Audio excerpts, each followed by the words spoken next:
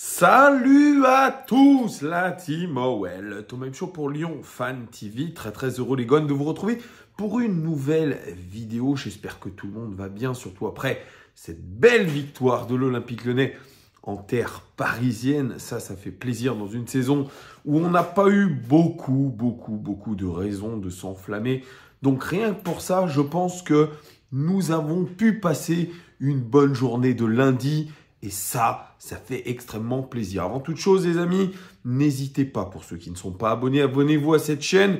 Mettez un like aussi et puis commentez cette vidéo. Je tiens à vous remercier au nom de toute l'équipe parce que vous avez été énormément sur les 3 lives d'hier soir. Merci beaucoup à vous. Ça fait toujours plaisir de vous avoir de plus en plus nombreux. Je vous croise aussi au quotidien.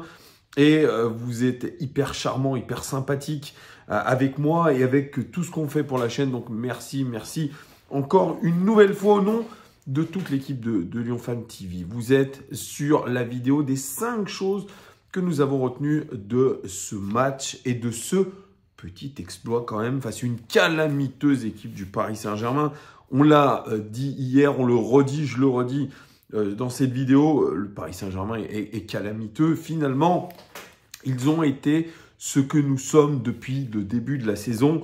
Et franchement, le premier point, la première chose que nous avons apprise de ce match, c'est que l'OL sort un gros match collectif et se prépare au mieux pour le match contre Nantes. Parce que c'est surtout ça qu'on doit retenir. Et moi, c'est ce que j'ai retenu un petit peu, notamment des propos des joueurs et du coach. C'est ce sens collectif, c'est une victoire collective. On a joué tous ensemble, on a attaqué ensemble, on a défendu ensemble, on a surtout défendu ensemble et surtout on a été déterminés puisque c'est le deuxième point. Et c'est vrai que, on va pas se mentir, moi je l'avais dit en avant-match, il y en a beaucoup d'autres qui avaient pensé qu'on allait prendre une véritable rouste à Paris malgré la mauvaise passe du Paris Saint-Germain.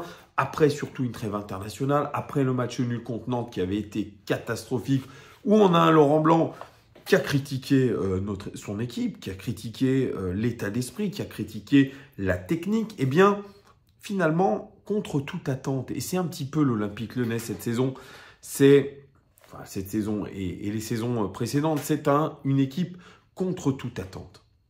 Là où on ne les attend pas, ils y sont. Là où on les attend, ils n'y sont pas. Et c'est ce qui me fait un petit peu peur.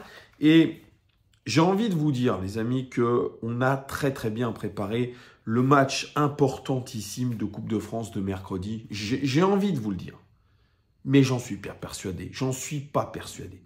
Parce que on a trop l'habitude de cette équipe de l'OL en dents de scie, cette équipe de l'Olympique Lyonnais qui arrive à faire une belle performance parce que c'est un match de gala, parce qu'on est à Paris, parce que certains sont convoités par le Paris Saint-Germain, parce que c'est aussi peut-être une affiche en Mondiovision, même si moi aussi je l'ai dit que cette affiche entre le PSG et l'Olympique Lyonnais était une affiche aujourd'hui dans l'anonymat. Cette victoire, elle nous maintient à la 9e place du classement, je crois. On est encore très loin des places européennes. Mais voilà, on est en droit quand même de se dire, certes, l'OL a fait un exploit, a fait un très bon match, très sérieux. Mais on est aussi en droit de se méfier, de se dire que l'OL, c'est toujours le syndrome de Cendrillon, le carrosse qui se transforme en citrouille. Et je le pense encore plus après ce résultat où tout le monde est content, tout le monde va savourer cette victoire. Le coach l'a dit, on va savourer cette victoire. Oui, sauf que on ne doit pas la savourer trop longtemps. Surtout que le FC Nantes, en parallèle, a perdu 3-0 lourdement contre Reims. Est-ce que c'est une défaite en trompe-l'œil? Est-ce que ça aussi, ça nous met un petit peu trop en confiance? On n'en sait rien. L'OL, c'est trop l'excès de confiance. Donc j'espère qu'avec cette victoire contre le PSG, on s'est rassuré, on s'est mis en confiance. Mais je dis attention. Deuxième chose que nous avons appris de ce match, c'est que Bradley Barcola, c'est peut-être aujourd'hui l'avènement d'un joueur talentueux et bosseur. Alors, bien sûr, vous allez toujours me remettre dans la tête, dans la figure que j'ai pas eu confiance tout de suite en Bradley Barcola. À juste titre, jeune joueur qui bafoue un petit peu son football, ce qui est normal. sorti du centre de formation, sorti de la Nationale 2, qui fait ses premiers pas. Ça a été compliqué cette saison. Il avait Karl Toko Ekambi devant lui. On le sait aussi, c'est qu'au mercato d'hiver, il a failli partir. Ça s'est joué à ça. Il partait, je crois, dans un club suisse, je ne sais plus lequel. Il devait partir en prêt. Il y a eu des discussions avec son entourage. Il y a eu des discussions aussi avec le club. Et avec Laurent Blanc. Laurent Blanc lui aurait dit « Écoute, mon petit, avec le départ en prêt de Karl Toko Ekambi, tu auras ta chance, il va falloir la saisir. » Et c'est ce qu'il a fait, Bradley Barcola. Il a fait d'une formidable manière, puisque depuis le début de saison, il est à 6 buts en championnat. Il est impliqué dans 10 buts, toutes compétitions confondues. Ça en fait un sacré buteur. C'est le deuxième buteur, je crois, même de notre effectif derrière Lacazette. C'est quand même excellent pour un jeune de son âge. Alors, bien sûr, on n'a pas un Bradley Barcola qui pèse sur tout un match. Et ça, c'était surtout le cas même avant le match contre le Paris Saint-Germain. Moi, j'ai trouvé que sa rentrée, après la blessure d'Amin Sarr, eh bien, elle a été tonitruante. Il l'a dit en interview. Je suis rentré, j'étais pas chaud, je m'y attendais pas, mais je me suis mis tout de suite dans le bain et je savais que j'allais avoir des cartes à jouer ce soir. Et finalement, ces cartes-là, il les a jouées à merveille parce qu'il s'est donné à 100%. Il a dit un mot, et je le redis, je l'ai dit en début de vidéo, c'est le mot détermination. Il était déterminé, déter, comme disent les jeunes, Bradley Barcola. Et ça, c'est vu. Du moment où il est rentré jusqu'à la fin du match, où on l'a vu, même dans les dernières minutes, bloquer les relances parisiennes, il a une débauche d'énergie, une fraîcheur, et il a surtout le sens du but. C'est surtout des stats aussi, Bradley Barcola. Mais ce que j'ai aimé, et ça aussi je le répète, c'est la consistance de son match. Le fait que vraiment, il est pesé tout au long de la rencontre, que ce soit offensivement, que ce soit défensivement. Donc, franchement, très très bon match de la part de Bradley Barcola. On espère qu'il va continuer. Il a eu, en plus, je crois, sa première cape en sélection espoir. Il a été plutôt intéressant lors du match contre l'Espagne. Il a fait un match vraiment cool pour ceux qui ne l'ont pas vu. Essayez de vous trouver des images. Il a été, comme on l'a vu finalement, il a été, je pense, dans la continuité un petit peu avec ce match contre Paris. Le fait qu'il ait joué en espoir lui a donné du rythme. Donc franchement, Bradley, on espère vraiment que tu vas continuer sur cette lancée. Tu le mérites, tu mets un très beau but du gauche. En plus, il est difficile à mettre ce but. Hein. Il ne pensait pas le mettre.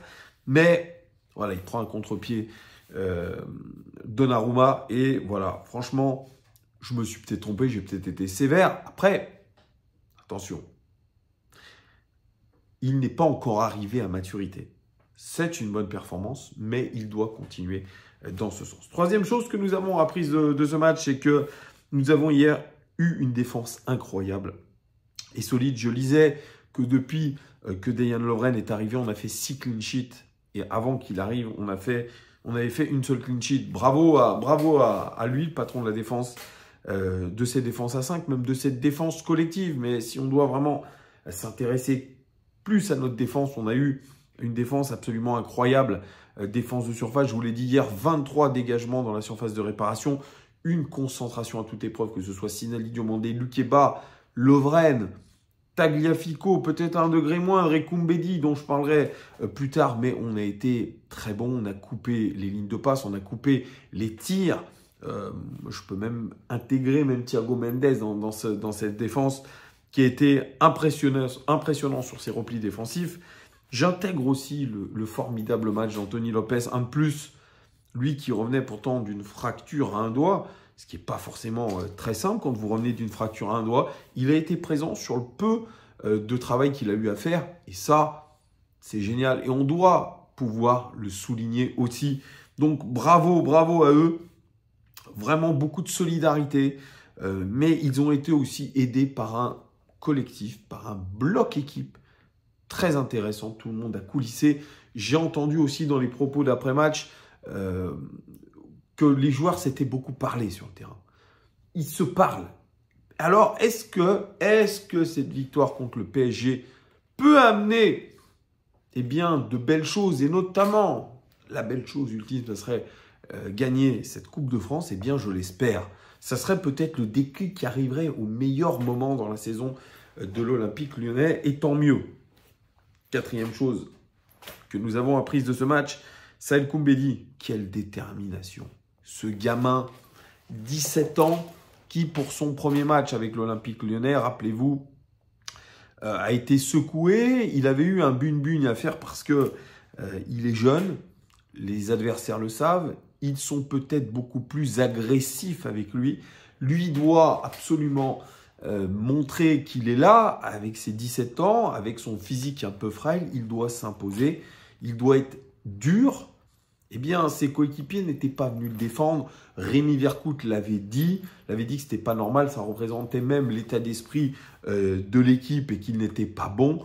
Hier, il a pocket Renato Sanchez, il a pocket Mbappé plusieurs fois et il lui a montré sur le premier ballon qu'il a eu, Mbappé, pam, un tampon, un tacle appuyé.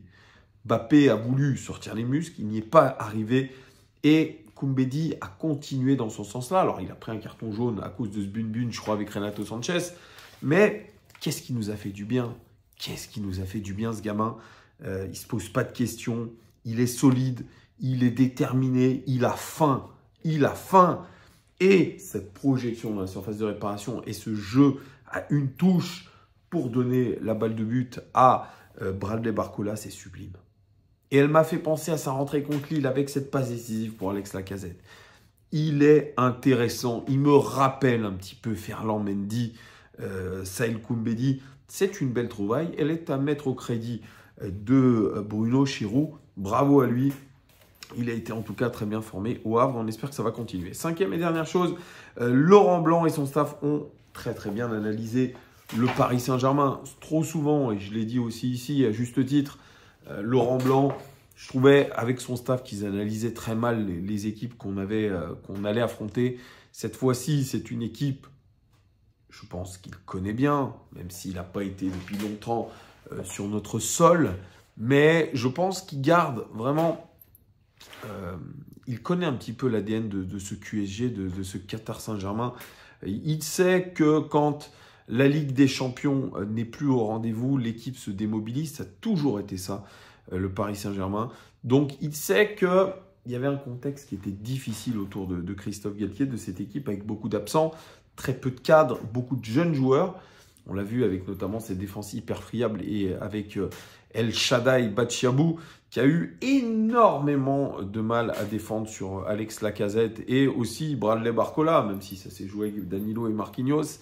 Mais pour une fois, il avait très bien analysé les choses. Il avait vu que le Bayern, en Ligue des Champions, pour éliminer le PSG, avait joué avec une défense à 3 et avait muselé notamment Kylian Mbappé avec Pavard, qui était appuyé vraiment derrière par Upamecano. Ça a été absolument ce qui a été fait hier soir, avec notamment sur le côté avec Sinali, Diomandé, Koumbedi, qui se sont très bien parlé. Et nos joueurs, nos trois centraux qui n'ont pas hésité à se déporter pour pouvoir prêter main forte à leurs latéraux. Voilà, donc il y a eu une très bonne, je prends, lisibilité du match par le staff de l'Olympique Lyonnais, par les analyses vidéo aussi. Chacun avait un rôle précis, les attaquants avaient un rôle précis. Laurent Blanc l'a dit, ils ont tous réussi à la perfection ce qu'ils avaient à faire, même les rentrants. Alors bien sûr, les rentrants, on peut encore en parler. Oussem Aouar, je ne parle pas de Barcola, mais Oussem Aouar, Dembélé. Mais globalement, ils ont été dans l'état d'esprit et ils ont été un petit peu meilleurs que ce qu'ils ont montré quand ils sont entrés face à Nantes. Voilà ce que je voulais dire. Les gars, n'hésitez pas à me dire si vous êtes d'accord avec mes 5 points. Si vous avez des choses à dire, n'hésitez pas aussi. Merci en tout cas de votre fidélité. Et je vous dis à très vite. Et on se donne rendez-vous bien mercredi, puisque c'est un match hyper important. Nantes Olympique Lyonnais en Coupe de France demi-finale. À très vite. Ciao.